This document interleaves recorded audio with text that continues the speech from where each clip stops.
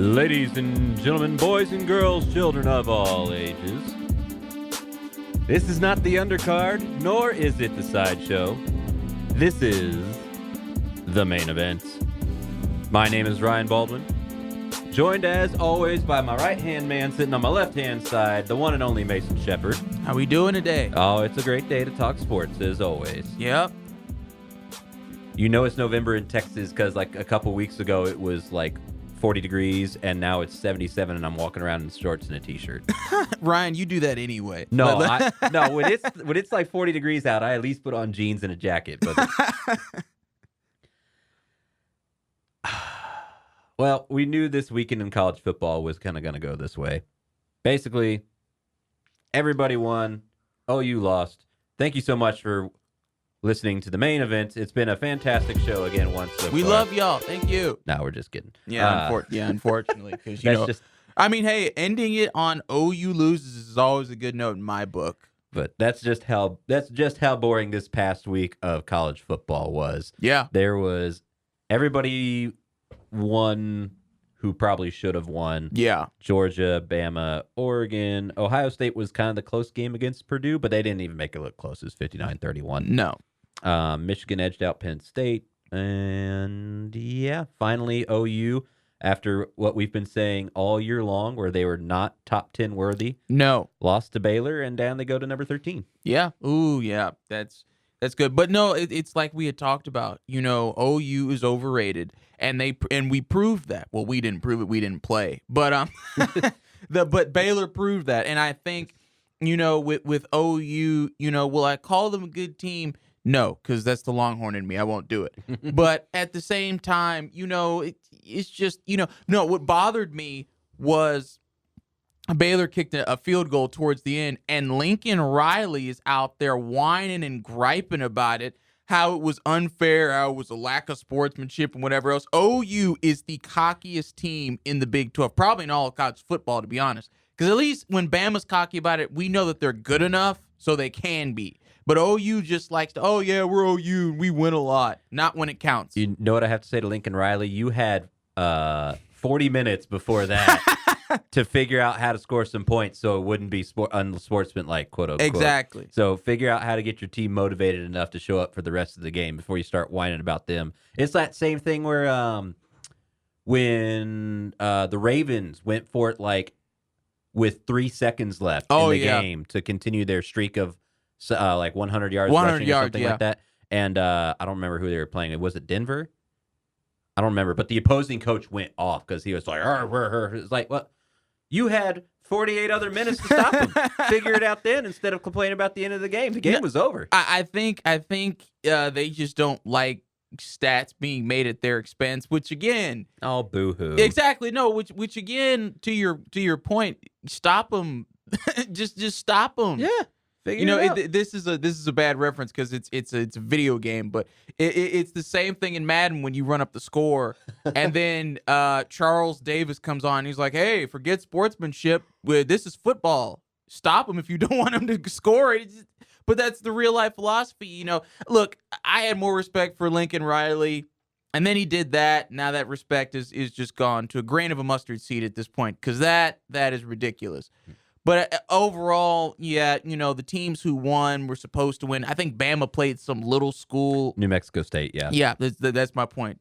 But, you know, they played some little school, and then we're not, obviously, with this game, we're not talking about any of these two teams being anywhere close to going to a bowl game. But my Longhorns let me down again for the 4th time in a row, and this time it was to Kansas in a game that went to overtime in which Kansas scored over 50 points. Embarrassing. Yeah. So, yeah, not a good college football weekend for me, except OU losing. There wasn't anything particularly exciting. The only game that really looks like it might, so Georgia, still number 1, is going to play Charleston Southern. That would be the greatest game. Collapse of all time if Charleston Southern managed to win that game. Doubt it. Alabama plays number 21 Arkansas, which I guess has potential to possibly upset Alabama, but I'm still putting my money on Alabama. Why would you not? It's just Exactly. Arkansas. Oregon is playing number 23 Utah, a team they should beat, but it's Pac-12 this time of year. Anything can happen. And then the big game of the week will be Ohio State versus Michigan State, 4 versus 7. Now, if number 5 Cincinnati wants to get in, they got to be rooting for Michigan State 110%. It is. I think the only way they get in is if Ohio State and or Oregon lose. But even then, like if Ohio State loses to Michigan State, the committee may throw Michigan State up into number 4 over Cincinnati, which I know would be a huge controversy and everything. But it's just, come on, guys. I think what it is just like I'm done with the Cincinnati Cinderella story at this point, because I always throw it in their face, which I will continue to do because it's their fault for not playing like we all, like some people thought they could. But when you struggle to beat Tulane or Tulsa, it just shows that when Bama or Georgia or anybody comes to town, that's a name. And no, Notre Dame does not count, ladies and gentlemen, because they're overrated too. So no, they need to. People are not going to get off of it, but people need to leave the Cincinnati bandwagon alone because it's not going to go anywhere. And as far as that game, it'll definitely be game of the week. Believe it or not, I'm going to go Michigan State on this one. Oh, really? Okay. Well, because Michigan State, because I saw this with Michigan. Michigan State has very good resolve. I use that word a lot in football because it's one of the most important. Michigan State was getting hammered by Michigan in the first half. And then the third quarter, they turned a little bit of things around. And then towards the end, Michigan State took over the game and won the game. Mm-hmm. And I think that, is that game in Columbus or is it in East Lansing? That game will be in cold Columbus. Okay, it'll be a lot tougher. And that Ohio State crowd is very rowdy, but I will still give it to Michigan State because, honestly, if I'm being honest, I think Michigan State has a better team. I think Michigan State is a team that nobody expected. We're all talking about Cincinnati. Michigan State hasn't been that good for a while. And I think Michigan State is a team that no one really expected to do much, and now they're ranked and they have the chance to really prove and test their mettle against, their big brother as well as the big brother of Michigan. And, actually, no, Michigan would be the big brother that always gets whooped by the dad. So, that's how that goes. So, let's you heard it here first. Ohio State's the dad whipping up on Michigan, and Michigan, as the older brother, has to whip up on Michigan State. Yep. So, we'll see how that plays out. And I really hope that Michigan State is able to go there, play solid football, and get the W, because Ohio State is just one of those teams. They're consistent, but at the same time, they're beatable. Like they're not a team like a Georgia or a Bama where you're like, man, we're going here, and like don't get me wrong, I don't expect every team that plays Georgia or Bama to be like, oh man, we're playing Georgia and Bama. I don't know if we would be able to beat them. Every football team's like, we can beat these guys. Even like the small schools, like high schools could beat like Tulane. But I think at the same time, with Michigan State in this case and Ohio State, Ohio State's beatable, and I think Michigan State can be the one to get it done. I want Michigan State to win just because I want to see the mental gymnastics that the college football committee is going to have to do when they're trying to figure out, okay, so we just had Michigan State, who's now 10-1, beat number 4 Ohio State. Do we slide Cincinnati into number 4? Do we put Michigan State over Cincinnati into number 4? I want to see the conundrum that comes out of that and the reasoning, because I could see it going either way. I could see it going like, well, Michigan State just beat number 4, and Cincinnati is playing SMU, who had a good start to the year, but has fallen off since then. Oh, God. I will tell you this. Cincinnati's the one that's undefeated. They will be bumped up to number 4 if Michigan State wins. They're undefeated. And we know how much the college AP poll really likes to put teams that are undefeated in those rankings. Michigan State's lost a couple of games. They've lost one.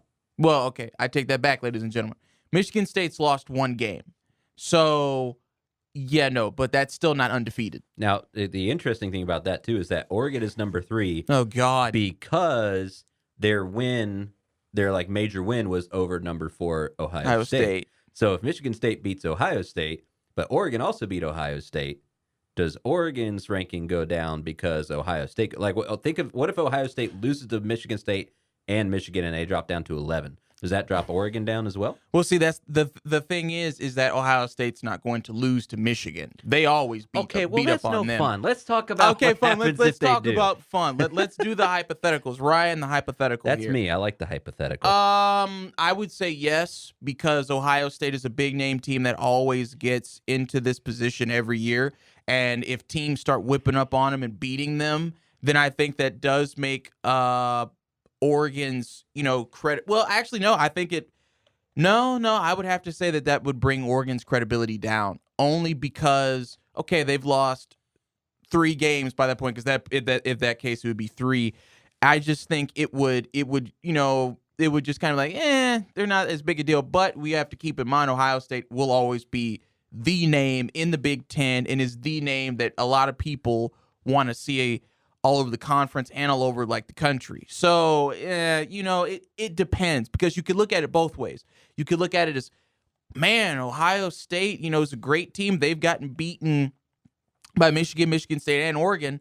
Or, which is the way I think it would probably go more likely, Ohio State got beat by top name teams, and because Penn State that Ohio State beat, Penn State's not ranked anymore, as they shouldn't be. They're inconsistent. The Nittany Lions are the nothing Lions, and that's a fact right now. But at the same time, I just think it would probably drop Oregon down.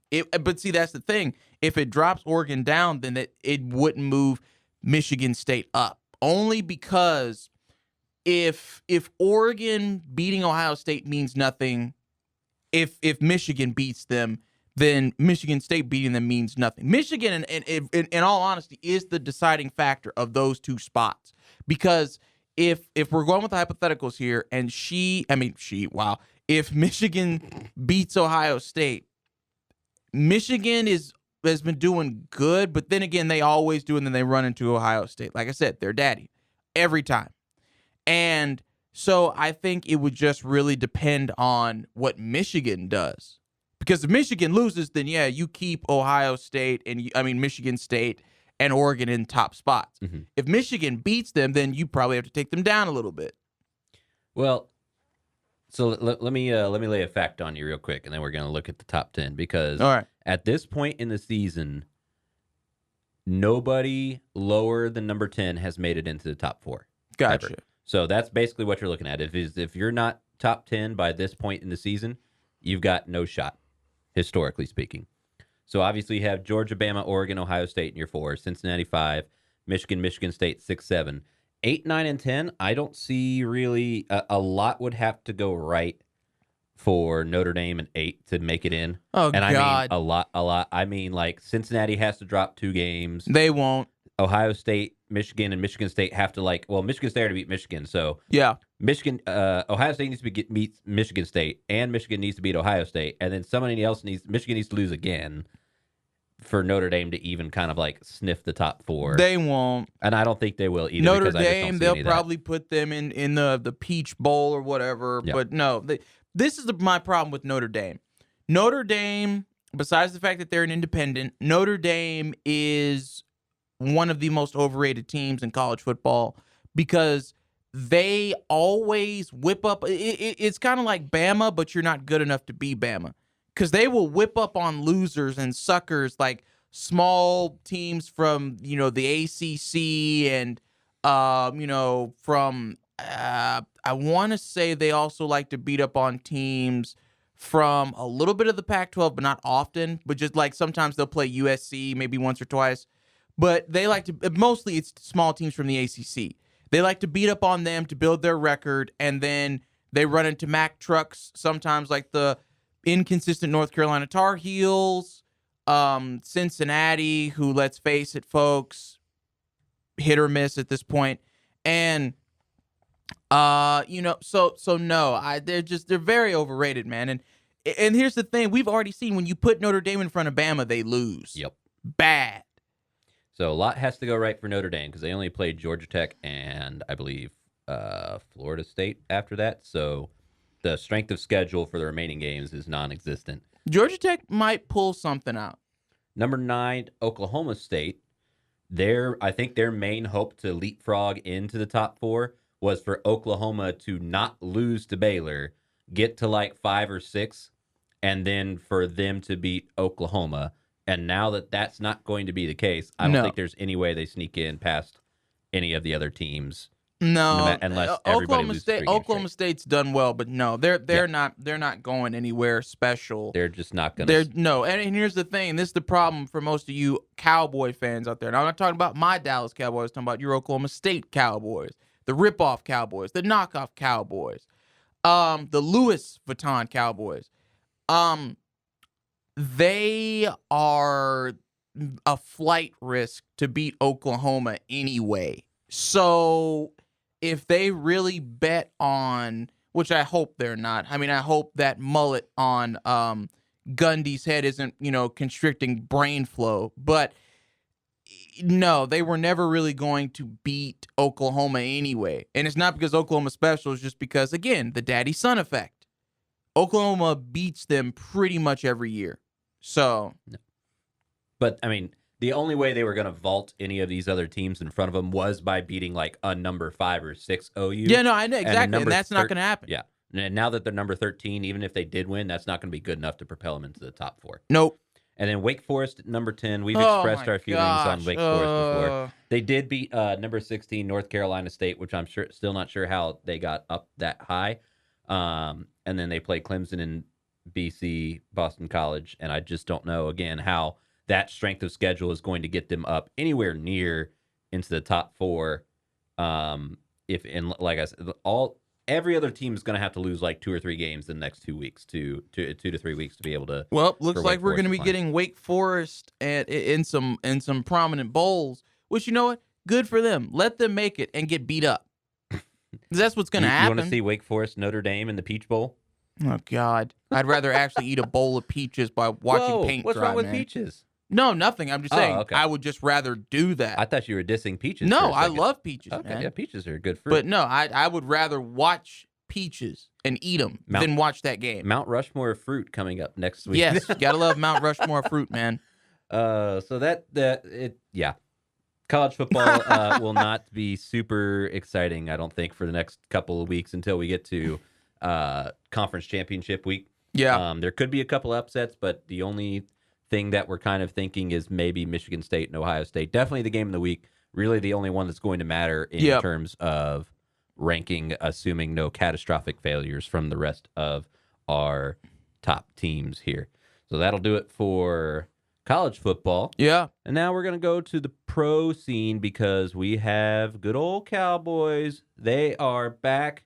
They know what they're doing again, it appears, and we just want to talk all about it. Yeah, we do. Don't go nowhere.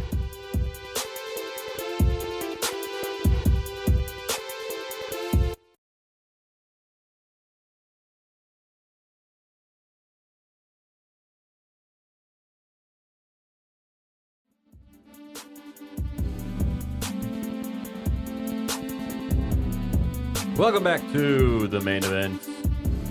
Ryan Baldwin and Mason Shepard. Yo. Back at you again here with the Cowboys talk, because how about them Cowboys? They are back. That's it. I don't care what anybody else says. They're back. That was a complete game in all 3 phases, as our beloved coach Jason Garrett once said. Oh, good. No. We're not quoting anything Jason Garrett related on this program. We won the game in all 3 phases, and it was a beautiful sight to behold. You know what's funny? He talks about phases. You know what rhymes with phases? Faces. And he only had one, which was way to go, clapper. But no, I mean, I've said it before. I'll say it again. Dominance. They've just ran roughshod over Atlanta. They dominated them. And this proves, because we had talked about this before, that Denver winning was not a fluke. Fluke means you get lucky, right? This was Dallas didn't come to play. They were resting on their laurels. Oh, we're 6-1? Yeah, we're 6-1. This is Denver. Pfft, no big deal. They're coming to our house. We'll squash them. Got embarrassed. Atlanta came to their house and they were like, we're not going to do this again. We're not going to embarrass ourselves and be a laughing stock. kicked Atlanta's butt. I think it was a fluke in terms of the Cowboys coming in unprepared. Like that, they're not going to... That's not really a fluke. That's just more of... I mean, I'm not disagreeing with you completely because I get it. Let's call it a blip. A blip. Can we There agree we on go. a blip? Blip. Okay. Because the Cowboys obviously did not come to play. No, they and did not. And they showed us against Sunday that was a one-time thing. Yeah. I think, and like I said the week before, it's like I wanted that game against Denver to be a wake-up call. Yes. Right? Where they were like, oh, yeah, we cannot take any team for granted because any team can beat us any given Sunday if we do not show up. Yeah. And they were like, we are going to show up every week from now on. Now, they're still, I'm not going to say that they're going to end up 15-2 because that's crazy talk.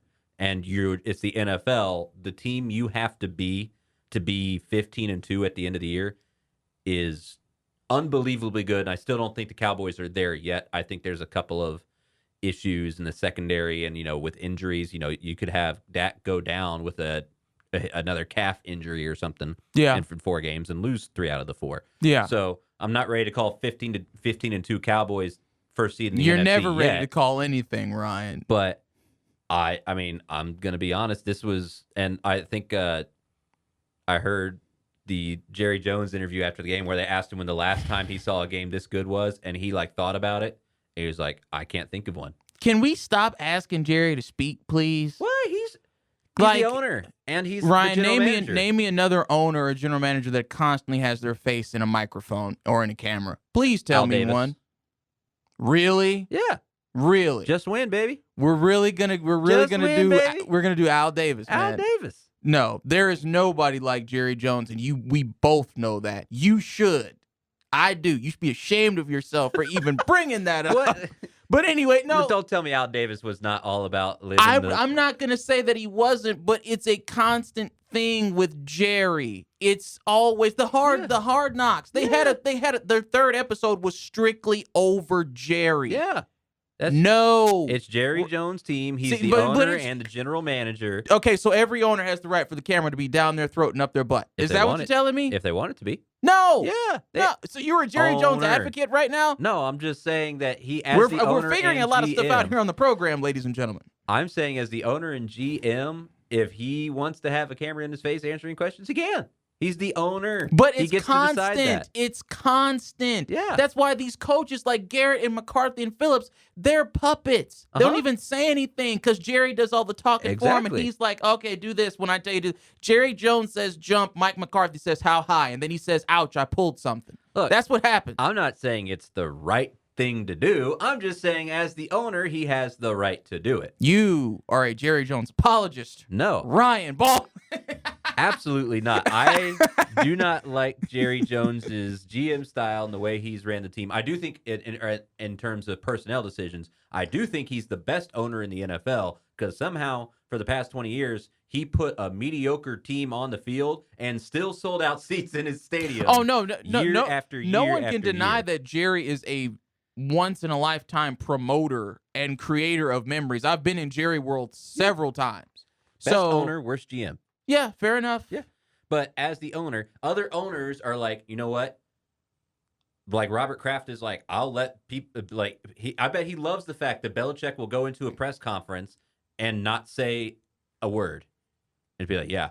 But at least that's Belichick's choice. Exactly. But that Kraft realizes that it's better for Belichick to go, yeah, okay. Whereas I've heard Mike McCarthy talk about his game plan. I'd rather have Jerry Jones talk about the Cowboys. No, because Jerry Jones is an entertaining talker. Yeah. I'll give him that. Mike McCarthy is a milksop. He delivers his delivery with the force of a second coat of paint. It's not even a comedic milksop like Belichick is. It's boring. It's uninspiring. He is as vapid and airheaded as the people that we watch on Fox News. It's embarrassing. Anyway, point being is just that regardless of Jerry and the owners, we went off on the owners the entire time, and it's my fault. I get it. But no, as far as the game goes, see, the thing was, and we had talked about this, I like the fact that they let Dak full practice. Go on, man. Go practice. Mm-hmm.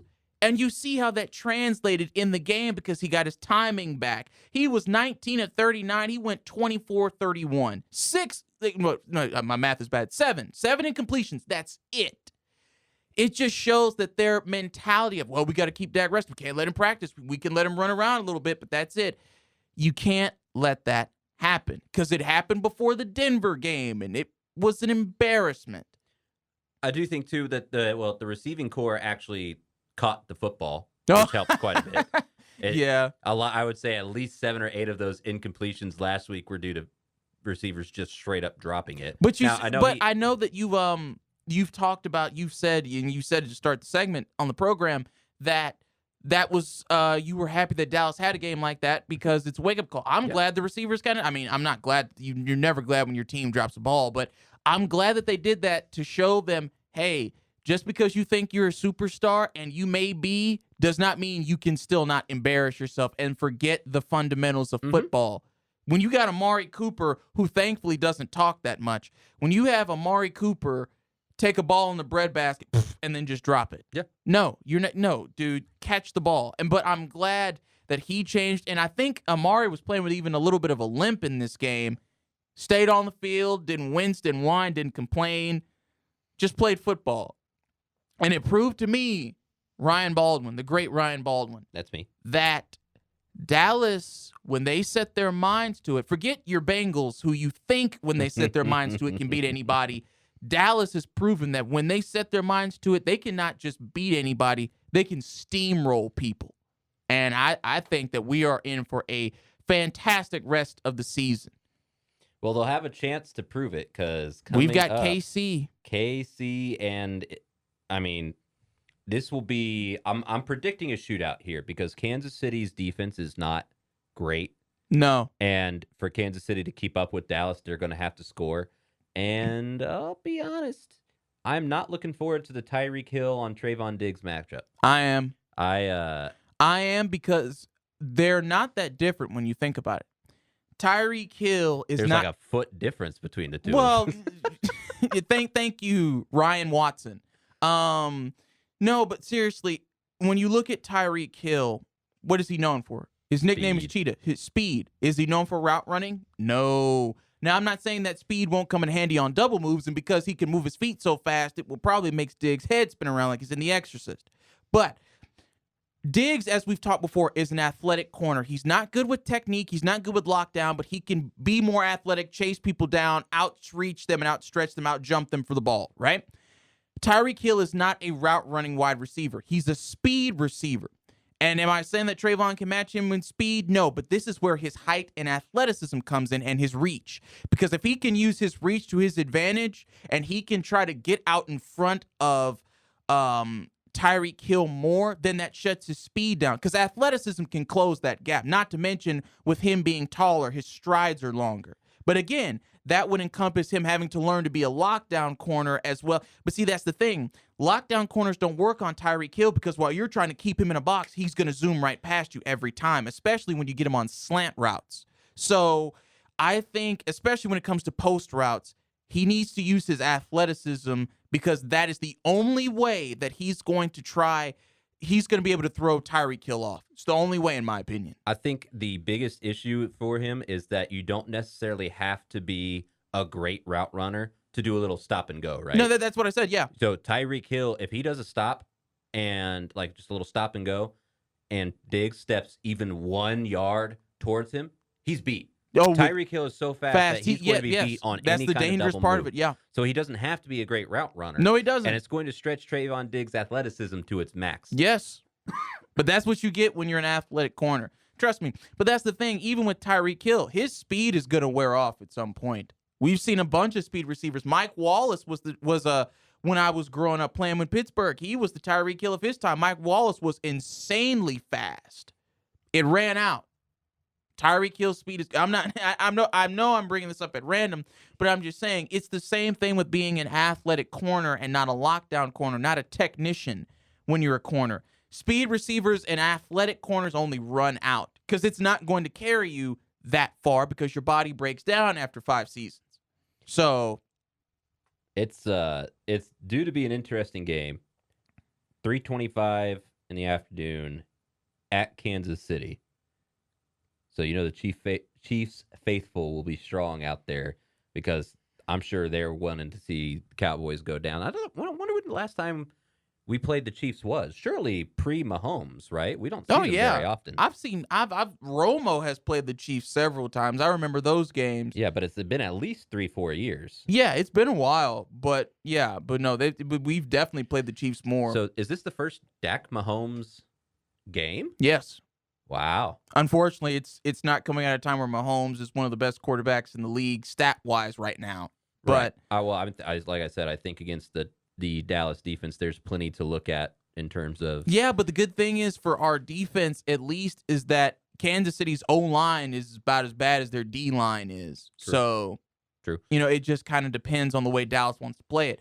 When you want to beat Mahomes, you put pressure on him. But see, that's the problem with Dallas's defensive scheme. We are a 3-4 prevent defense style team. And that's a lot of man. That's a lot of coverage. It's a lot of zone, which Dallas is terrible at, and I wish they would get rid of that. They are terrible in zone coverage. But I think with Mahomes, you change the game plan. I'm not saying you blitz every down because he'll pick up on it, but you got to put pressure on him. It's interesting, too, because Micah Parsons. Well, you're going to be relying a lot on Parsons to create some havoc in the backfield because you're still not going to have Randy Gregory. No, and unfortunately. I guess we're not going to have Lawrence because I don't believe he played last week. What is it? Dude, he was supposed to be back by now. Hey, man, if I could. In it for the money. And no one can change my mind. As of 7 hours ago, DeMarcus Lawrence is still out. In it for the money. Gallimore is still out as well. So you're going to be relying a lot on Micah Parsons because what's really scary is Mahomes with a lot of time. Oh, yeah. Mahomes with a lot of time, Tyreek Hill and Travis Kelce is a nightmare for defenses. Because and like I said, that's the problem. Because my thing is Parsons is going to be on Kelce a lot because he's the only linebacker that they have. I feel like they could keep up with him. I think you could put like Curse or somebody on it. You can bring a roll of safety down. Curse. I mean, I'm glad you brought him. Curse has been the unsung hero of that defense. Mm-hmm. He has played extremely well, consistently. Absolutely, yeah. He's played extremely well, and he's big enough. You could almost slide him down to almost a linebacker.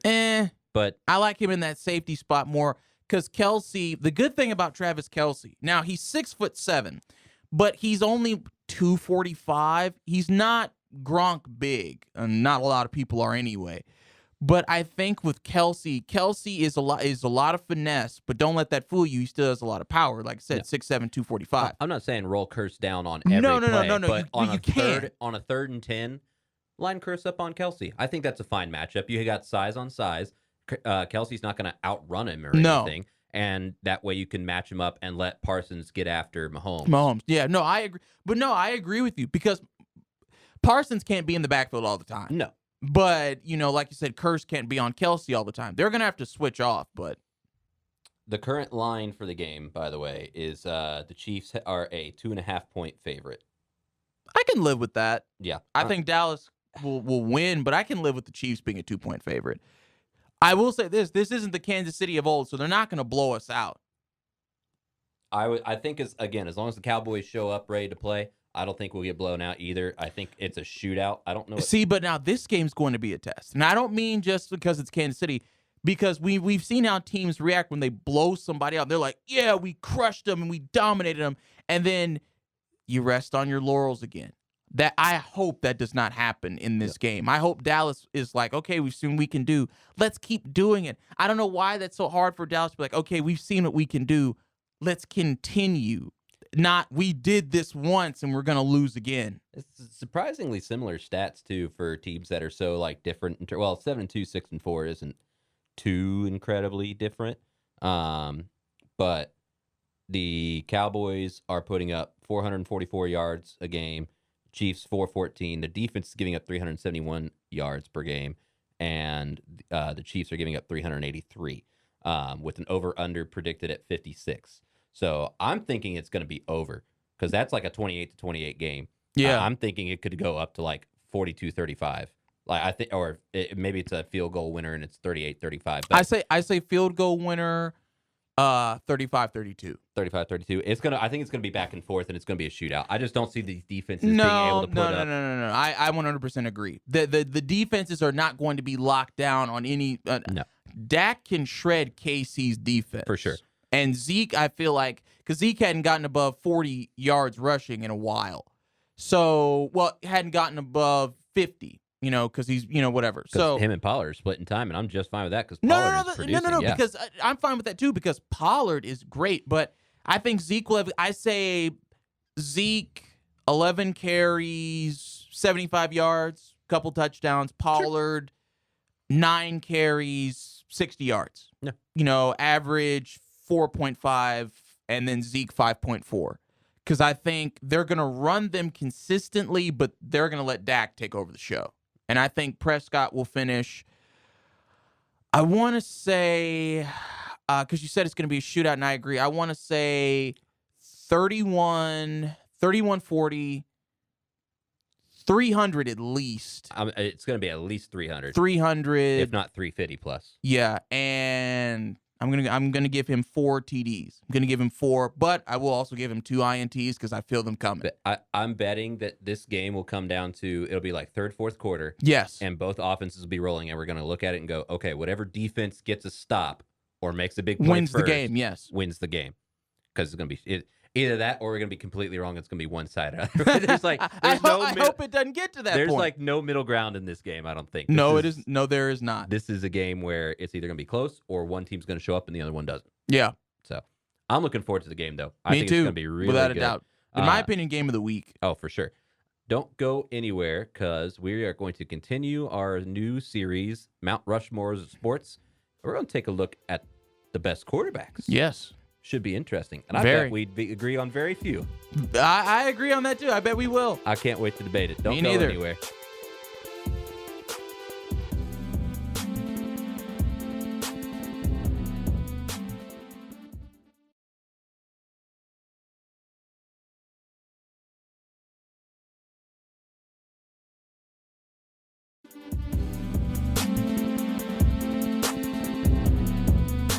Welcome back to the main event. Ryan Baldwin and Mason Shepard still here, still ready to talk sports and continue our series on the Mount Rushmores of sports. And this week, quarterbacks. And I'm going to go first. Yeah. Go ahead. Let me hear your list so I can know how hard I need to judge you.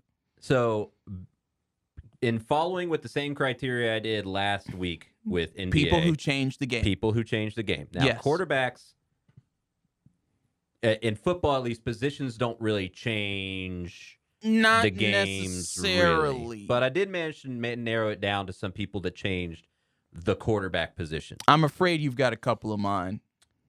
So, very first one, I'm going all the way back into the 1910s. Wow. All the way back. Old school. We're talking Gus Doré, starting quarterback for Notre Dame. And he was the one, along with Newt Rockne, who kind of combined to make the forward pass a thing way back in the day. Yes. Nice. So they first kind of showed it off in their rivalry game against Army. Yeah. Back in the day, back in 1913. So Gus Doré led the 1913 Notre Dame team to a 7-0 record that year. And it was mostly due to the fact that they could actually pass the ball well. He actually passed one time, 14 of 17 for 243 yards and 3 touchdowns back in 1913. Read those stats again. 14 of 17 for 243 yards and 3 touchdowns. Wow. In a 35-13 victory over the then undefeated Army at West Point.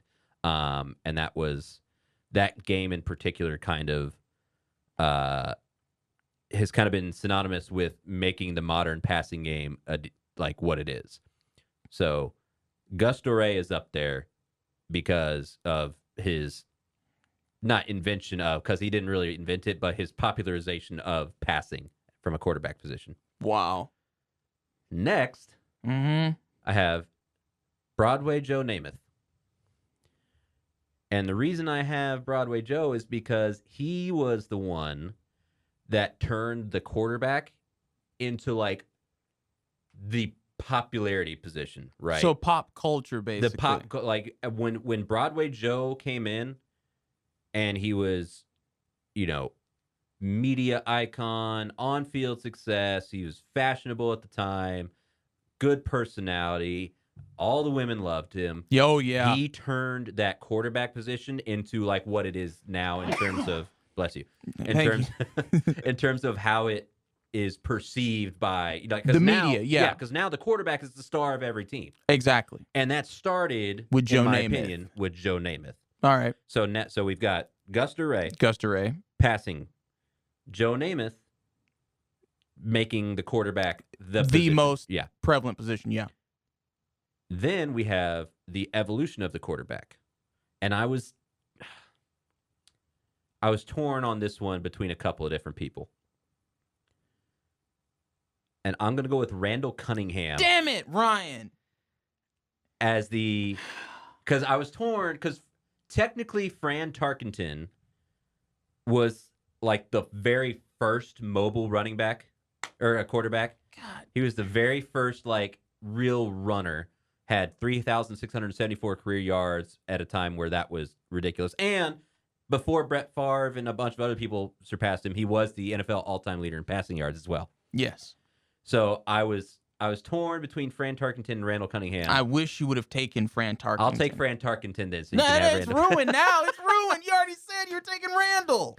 But Randall... Starship 12. The ultimate weapon. Yes, Randall took the mobile quarterback and made it into a show. Like for the first time, this was like everybody wanted to see Randall Cunningham play. Because he was just that elusive, that explosive, and had a cannon for an arm, by the way. No, he could throw the ball, and I guess since we do the same one, I'll jump in with the reason. And I would put Randall Cunningham honestly as my number 2 of all time, because Randall Cunningham, besides revolutionizing the way the quarterback game is played, being mobile, as a black person, it means a lot to see someone like that lead, because Philadelphia, let's face it, it's not the nicest city to live in, especially back in those times. What? And I think Randall Cunningham being the leader, the star of that team, just really enhances the power that he has and had, and his ability. I mean, he was a 4-time All-Pro. He was a 1-time All-Pro, but he was a 4-time Pro Bowler, and this close to getting to a Super Bowl when he was with the Vikings. So Randall Cunningham was a pioneer in black sports, and I definitely had him number 2 on my list. Yeah. Now let's see what the rest of yours, and it better not be. I'm not gonna say his name, but it better. You know who I'm talking about. It had better not be. I'll give you 7 reasons this next man. Don't you do it. 1, 2, 3, 4, 5, 6, 7. Well, it's beyond that. Okay, it's good. TB12. Honestly, I don't have Tom Brady on my list. It's TB12. Yeah. Just in terms of, because, like Michael and LeBron, when we were talking about it last week, they didn't overall change the game they played. They're just so dominant. I mean, they changed it a little bit just because people had to like play around them more as a superstar. But Tom Brady is that level of dominance in the I could argue that Brady hasn't changed anything either. He hasn't. Tom Brady just plays the game. He hasn't changed. He's changed it honestly negatively. What, you don't like the Brady Tuck rule? No, I don't. And he was the reason that you can't dive at quarterbacks' legs anymore. That was because of Brady. So he's changed it honestly negatively in some aspects. Look, if you want to go most winningest quarterback of all time, most winningest, not athlete, because Serena Williams has won like over 22 titles. But and Bill Russell's won. Yeah, exactly. But if you want to go the most, quarterback with the most accolades, I'm there. But here's the way he's actually also changed the game positively. How? No other quarterback has reached his age and been able to play at that high level. So he's showing now that as long there is room for quarterbacks that don't take a bunch of hits and run around to play until they're 45. To play until they're 45. Yeah. Whereas most people are like, man, this guy's getting to be 33. We better right out the door. Yeah, but I also think Tom Brady, because with winning, he has been able, and it's not a knock on him. I mean, this is actually more to his credit. He trains in the offseason. He's kind of like LeBron. They train all year round to keep himself himself in great shape. No cheat meals for TB. No.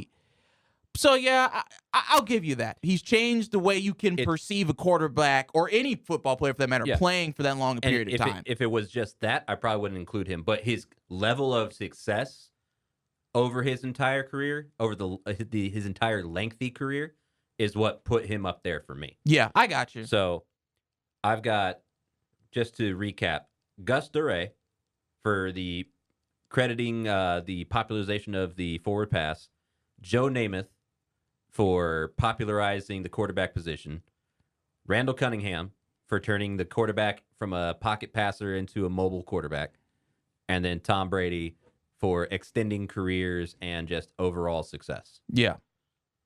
I think it's not a bad list. No, it's not a bad list. Hate you stole mine, I know. jerk. But Fran Tarkenton instead of. Yeah. Thank you. So another one on my Mount Rushmore would have to be Warren Moon. Oh, okay. Yeah. Also, again, pioneer.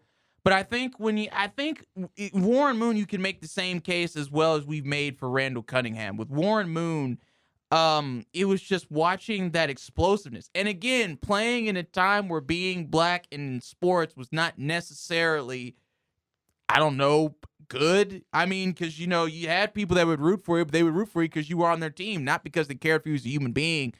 And I think that's just one of those things with, having black athletes that, are prevalent in sports. And with Warren Moon, he was a part of the Houston Oilers before they became the Texans. And Oilers moved up to Tennessee. Yeah. But The Oilers became. Houston Oilers became Tennessee Titans. My bad. Yeah, Tennessee Titans. Yeah, the Texans were an expansion team. Yeah. But 9 Pro Bowls, and he also played with the Vikings too. I mean, he's a two-time all yards leader. He played the game a lot better than, in my opinion, a lot of people will give him credit for. But I think as far as Warren Moon goes, I definitely will always have him on my Mount Rushmore. I think you underestimate his popularity. My dad had a Warren Moon card. No, I know how popular he was. No. I'm not talking about in terms of like pop and pop culture, or as far as like how many people like respected him and liked his work. I just think when you talk about who could be the greatest, I know that he didn't win Super Bowls, but when we're talking about impact, you can't forget Warren Moon, and I see Warren Moon left out. Just like sometimes I see Cunningham left out. Fair. So that's for that. My third, and I'm going to be honest here, and a lot of people probably will not like this. Ooh. But even though he's only won one Super Bowl, I will always believe that Drew Brees is one of the greatest quarterbacks to ever play the game. Okay, I can see that. Drew Brees, in my opinion, is the most accurate quarterback I've ever seen play, because not incredibly athletic, not tall. At least Brady's 6'4", Brees is 5'10", or 6 feet, but he's not that tall. I'm pretty sure it's like 6 feet with cleats off. Exactly. But that man can let a ball go just gone. And I think with Drew Brees, consistency is key. And he was always consistent, passing yards, touchdowns. You would just watch him work, and it was just like you were watching the virtue. I've always called Drew Brees the virtuoso of the quarterback position, because that's what he was. He was always able to motivate his team. He was a great team leader, motivate his team, get his team ready to play, but he was always ready, and he kept himself in good shape. But he is probably the most accurate quarterback I've ever seen, because there are just some passes you're like, how did he do that? And it's just right in the numbers. I think the other thing, too, is Tom Brady wouldn't have these records if he hadn't played 2-3 years more than Drew Brees. Drew Brees had these records before Tom Brady took him, and Tom Brady took him because of, he's a good quarterback, but if they had retired on the same year, there's no way that Brady would catch up with him. So no, I think Drew Brees is a good Drew Brees. Pick. Okay, and then my last one, again, a lot of people will probably not like this because they probably don't like him as a person, which I don't either. But in terms of football IQ, I got to put Aaron Rodgers on my list, because Aaron Rodgers has proven that even though his off-the-field antics are subject to people's opinion, one of the highest football IQs I've ever seen. Over Peyton Manning? Yes. Really? Because and they both do this, like with the snap count, and they'll get people to jump, because we've seen Peyton do that a million times. And like I said, if this was 5, then if Mount Rushmore was 5 people, Manning would be on there. And I grew up watching Peyton Manning too. I'm a 2001 kid, so all these guys I've watched, except Moon and Cunningham. But when you watch Aaron Rodgers, there's a certain on-the-field psychology that he plays with other teams. Peyton, in my opinion, was very gifted, very talented, and also very smart. Because I don't know what his grade was, but as far as like reading the plays, because they do the quarterback test, he scored Actually, he didn't. He scored a little bit above Vince Young, and Vince Young failed it. Oh, so, really? But I mean, if we're going IQ alone, Tony Romo is but Aaron Rodgers has proven he takes it. Aaron Rodgers is the ultimate opportunist of football. Drew Brees is the virtuoso. Warren Moon, all around ultimate. And then you have the weapon, Randall Cunningham. But the ultimate opportunist, Aaron Rodgers, takes advantage of every opportunity. When a team's got 12 men, he knows it, snap the ball. When there's an offside, free play. When he knows he can get them to jump, he gets them to jump. When he knows he can fake being vaccinated by saying immunized. Go. He can do that too. Yes, highest IQ. Ultimate opportunist, Aaron Rodgers. I just think, I just don't think you can have a Mount Rushmore in certain. And I'm not speaking to you, but I'm just saying, or if we're going all-time list, you can't ignore Aaron Rodgers being on there. And I think that's just, we have slightly differing opinions on what constitutes a Mount Rushmore, which is fine. No, but I agreed with you. Changing the game is definitely important. But in this list, as opposed to the last one I did, this was less about changing the game, at least for besides the black players, and it was more about for Brees and Rodgers, how they were this specific type of. They're a specific type of quarterback that cannot be replicated. Right. Brady is not. Brady is someone that you can replicate because he's a guy with great talent and a high football IQ, and he's the greatest quarterback to ever play the game, 7 championships. But we can't say that will never happen again. It's not likely because it's the NFL, but it can happen again. But you cannot replicate Drew Brees' accuracy. You can't replicate Aaron Rodgers' football IQ. I think that's disingenuous to say. I think it's just as likely that somebody I'm not saying that there's going to be, if we're putting Brees passer rating at 99 on Madden, I'm not saying that there's going to be 4 people coming along that are like, oh yeah, 97, 98, close enough. But I think it's not. I don't think it's unreasonable to say that there's a possibility that somewhere down the line another 99 comes around. I mean, another 99 will come around. They always do. But I'm just talking about the way you get. I'm just saying, throwing the football in tight corners. Throwing footballs in tight corners. It's just one of those things where it's like Drew Brees, I've just never seen anybody do it like him. And like I said, with Aaron Rodgers, yes, you can say that there can be someone who could come along and have a very high IQ, but I just don't see that at that level. That level of everything that's on the field, I'm going to take advantage of and use it in my favor. Because Aaron Rodgers is really known. He's known for a lot of things, but he, as far as being on the field, he's known for throwing touchdowns as well as getting defensive players to jump, as well as, getting able to use penalties to his advantage. I've never seen someone use penalties to their advantage like Aaron Rodgers. Yeah. And I think he is another one of those guys, and this is where he and Tom match up. When you have them down, but there's a minute left, you're screwed because you don't leave any time for them left. Yep. It doesn't matter if it's a minute, doesn't matter if it's 30 seconds, doesn't matter if it's 5 seconds, really, because we saw what happened with Detroit in that Hail Mary to Richard Rodgers, no relation. You can't leave any time for them. And I just think that Drew Brees, accuracy, on point, virtuoso, commands the field. The definition of a field general. Aaron Rodgers, tactician, because he knows what to take advantage of and win.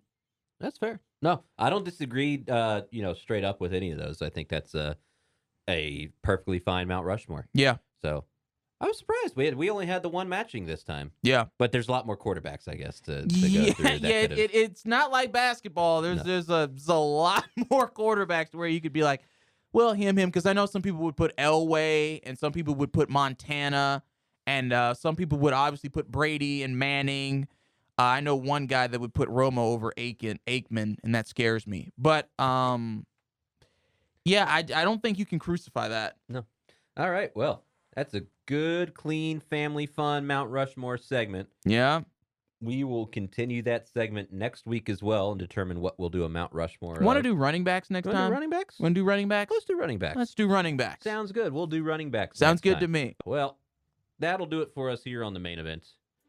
Appreciate you tuning in once again as we talk all things sports and sports adjacencies.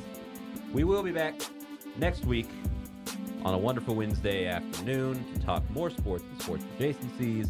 Big shout out to KNTU, Dan Bala, Mark Lambert for letting us use the Green Studio to broadcast from deep in the heart of Denton, Texas. Until next week, have a great day.